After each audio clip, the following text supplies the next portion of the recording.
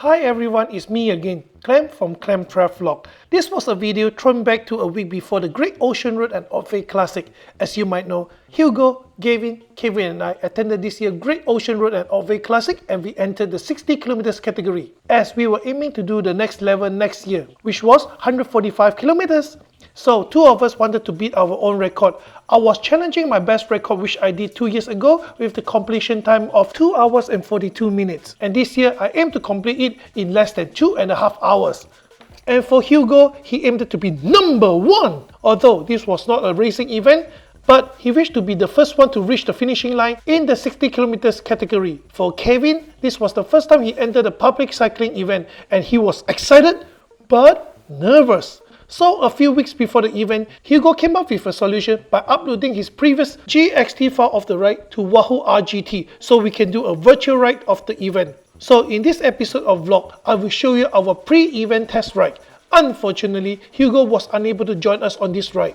So this would be only a ride between Kevin and I. So let me show you my basic indoor cycling training equipment. I placed up my Polygon Strattos S2 on my trainer. It is a 8-speed 1130 teeth cassette and 50/34 teeth chainring road bike that I've been using for 2 years on the road. For trainer, I am using Wahoo Kickr V5 smart trainer which I bought a few months ago. It is able to accurately transmit speed, distance, power and cadence data to indoor cycling apps, including the Wahoo RGT that we are using for this test ride. Besides, the trainer piles on more resistance when we are riding virtually uphill. On the other hand, it releases more resistance while we are riding virtually downhill. It also made our virtual ride feels real. Definitely good for us to study the route before the event. Here we go! The race has started! Somehow, I decided not to put bot into our ride so that we can concentrate on our own. But in the end, I feel I made a mistake. It turned into a boring ride as it looks like we were riding alone on an endless road. Apart from some short and low gradient climb, the first 2 kilometers of the route was considered as an easy warm-up session. This first 2 kilometers was created based on somewhere in between the Esplanade and Spring Creek in Torquay. But in RGT, the climb actually feels harder than the real life. Even though I still managed to maintain an average power of around 200 watts with average speed of 22 kilometers per hour. At the end of this section, there was even a continuous 700 meters of downhill with an average of -3% gradient, which I reached 52 kilometers per hour.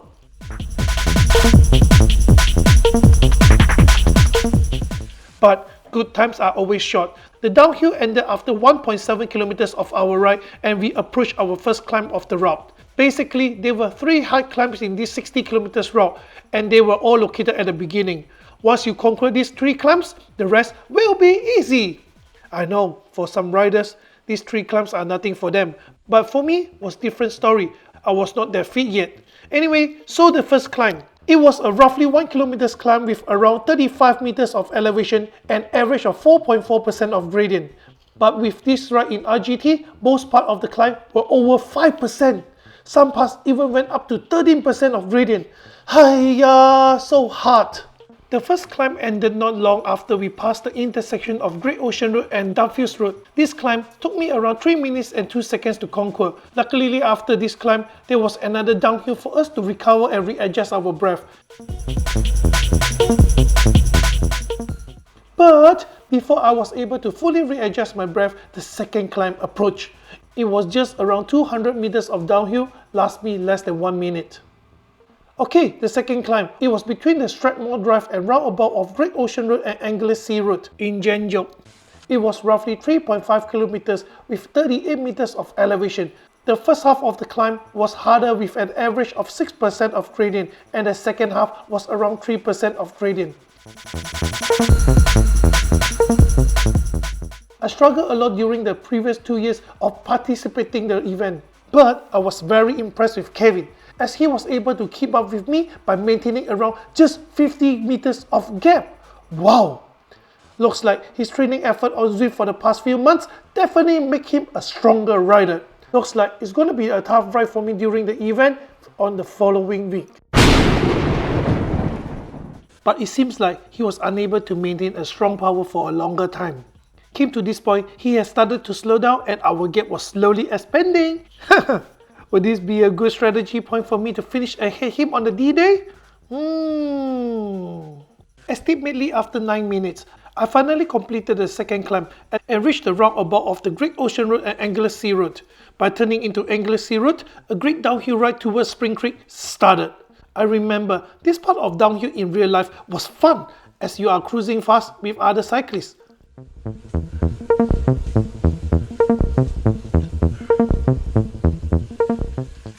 As you may be able to see from the elevation graph, this part was coloured in purple, which means it was a decent downhill with a great gradient.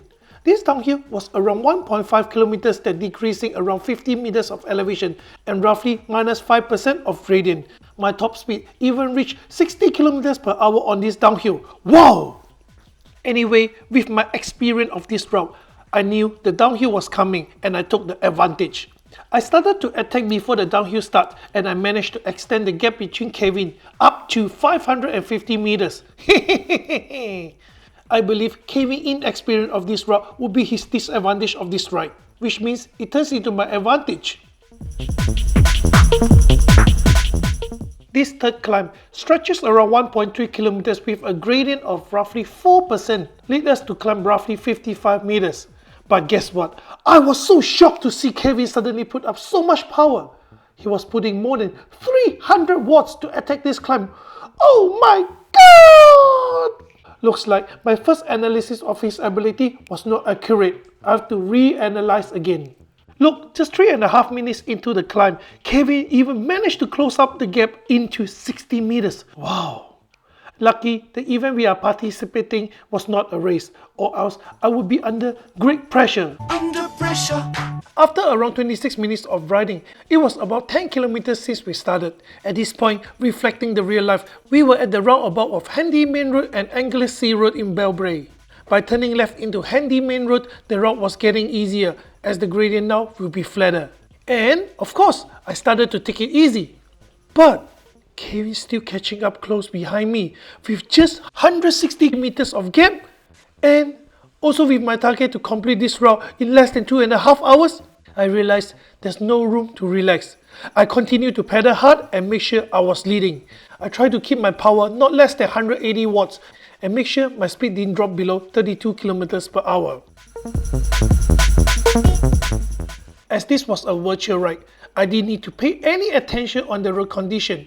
I kept observing Kevin's power and I started to get nervous. Every time our gap was expanded, Kevin will power up and close up the gap.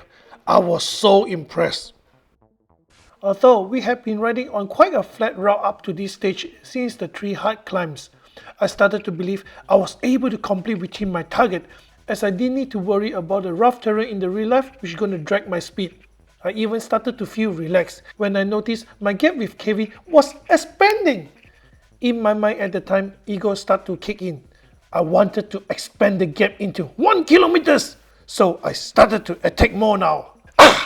After an hour of riding, I started to feel that my body was fully active and I started to feel the ride was getting easier. And only until this stage, I realized I managed to expand the gap more than 700 meters. Woohoo! But it was a bit abnormal.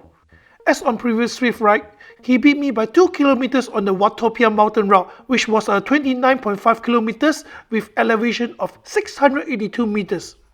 I was wondering, was he struggling? Or he went to the loo? I wonder why.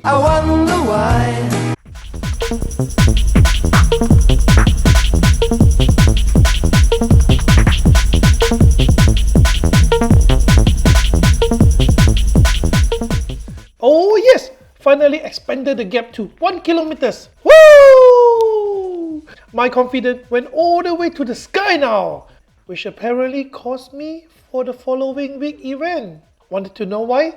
Stay tuned on my next cycling vlog regarding my 3rd time participating in Great Ocean Road and Otway Classic. Anyway, when I was still enjoying in my happiness, it was at this moment. Oh my god! My MacBook was running out of battery.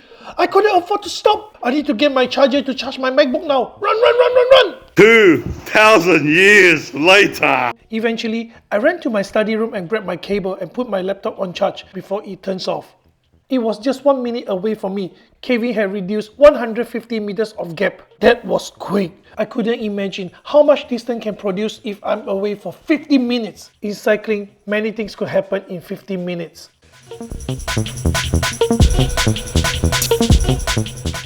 After 1 hour and 15 minutes of riding, I had completed 32 kilometers. But I have been stressed for the past 5 minutes as Kevin kept reducing the gap. Every time I tried to increase the gap by pedaling harder with higher voltage, he still managed to close up. Seems like he was a lot stronger than I thought. I started to feel fatigue. I could even feel the lactic acid building up in my legs now. Even though I was tired, my fighting spirit still helped me to extend our gap once again. Guess what? 1.2 kilometers now. Oh yeah! And my ego once again got into my mind and I started to unbehave. Lucky Kevin didn't see this.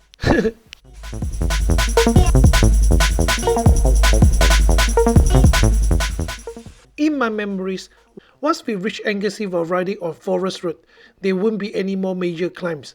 From here, it was usually quite flat and seems like our gap was around 1.3 kilometers now. I should be able to relax a little bit more to recover some energy so that I was able to attack the downhill when I re-entering Great Ocean Road. You could tell from here, even I didn't put up much power on pedaling, I still managed to ride with around 35 kilometers per hour. Was I really that strong now? Nah! It was just because the gradient of this part was very low. There were even some negative gradient that helps. It was about 45 kilometers now. Just another 15 kilometers to go. With this remaining 50 kilometers, and I only required to finish it less than 45 minutes. Wouldn't be hard. Although the gap between Kevin and I now was around 1.5 kilometers, but he still managed to maintain it for more than 20 minutes without letting me to extend up to 2 kilometers. Not bad, not bad. But it was at this moment I realized Kevin suddenly stopped pedaling. What's going on? Maybe he gave up. Let me text him and make fun of him. Oh, Kevin just texted me. What? Oh my god, so bad luck of him. He was so pissed off, but I immediately replied him to calm him down, advise him not to give up and quickly restart the app. It usually will load up the progress and continue from where he crashed. 2,000 years later. Oh, good news, he was able to rejoin the race. Luckily, he listened. Whew, let's continue. But it was getting harder for him now, as our gate was actually now 2.77 kilometers. Anyway, who came first, who came second was not important, as this was originally a pre-event test ride. As long as both of us able to complete this route and Kevin able to study the route and prepare for the D-Day. Alright, this left turn indicated I was re-entering the Great Ocean Route back to Turkey. This section of the route was the easiest part of the whole 60 kilometers route. It was basically downhill ride. Also means that it was the time to attack!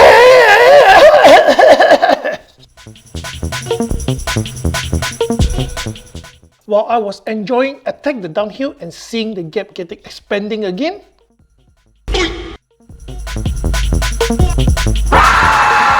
oh my god! Not again! Hey. Hopefully he's still able to rejoin. Anyway, at the meantime, I could only continue to attack and complete this test ride. Oh yes! Finally Kevin rejoined the race again after 1 minute. But our gap was actually now 4.5 kilometers. Anyway, doesn't matter. Come on Kevin, keep going. Complete the route. Just another 8 kilometers for you. Don't give up. Go, go, go, go, go!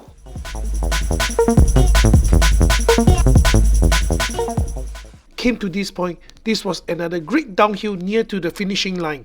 This downhill was actually the second hard uphill that we climbed at the beginning of the ride, as we are just on the same road but in return direction.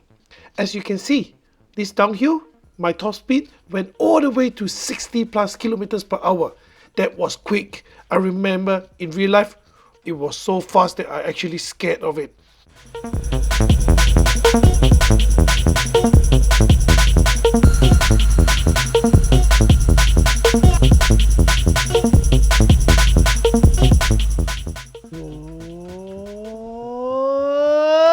Woo! Finally completed! Oh, yes!